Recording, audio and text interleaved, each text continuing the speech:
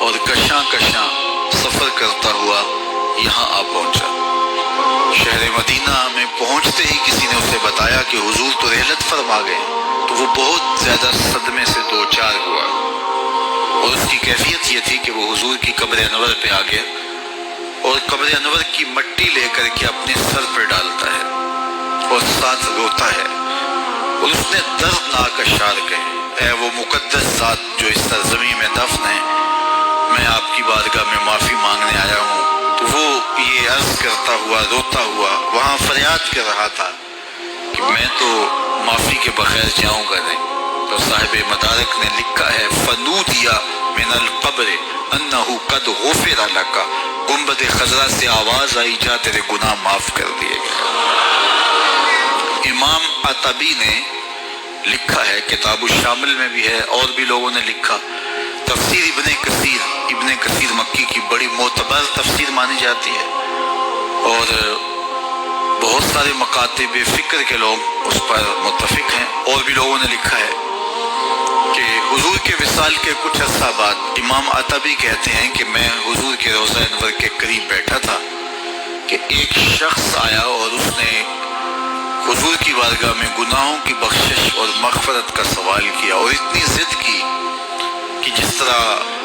کوئی اڑی کر جاتا ہے تو اس طرح وہ بہت زیادہ ضد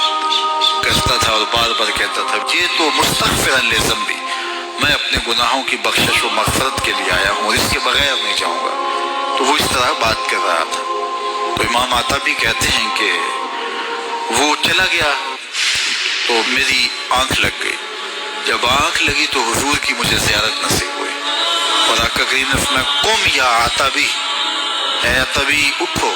اور اس عرابی کو، اس دیہاتی کو تلاش کرو، اور جب تمہیں مل جائے فبشرہ بالجنہ، میری جانب سے جنت کی بشارت دے دو۔ تو وہاں جود ہے، عفاف ہے، وہاں آج بھی رحمت کا باڑا بٹ رہا ہے، انوار برستے ہیں، اور جو وہاں جاتا ہے وہ حضور کی بارگاہ میں جو عرض کرتا ہے آنے والے کی فریاد سنی جاتی ہے۔ حضرت امام احمد بن حنبل، حضرت امام شافعی اور حضرت امام اعظم ابو حنیفہ علیہ الرضوان،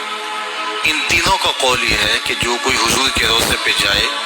ادب سے سلام پیش کرے، ہاتھ باندھ کے کھڑا ہو۔ ہمارے حناف نے کتابوں میں لکھا ہے یقف کما یقف المصلی،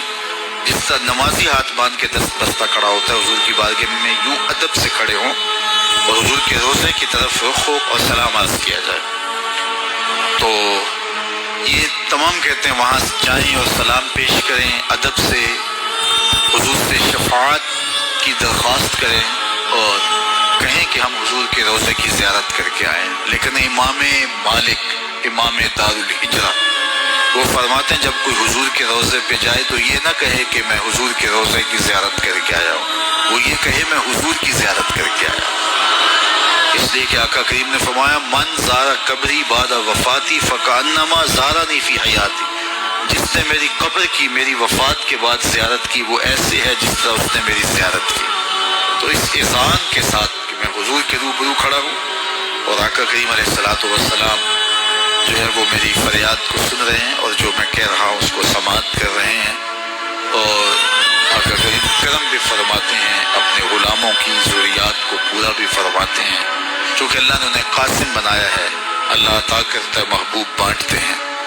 تو وہاں ادب سے محبت سے پیش کیا گیا سلام، بہر صورت قبول ہوتا ہے، عقیدتوں کے سانچے میں ڈھل کر کے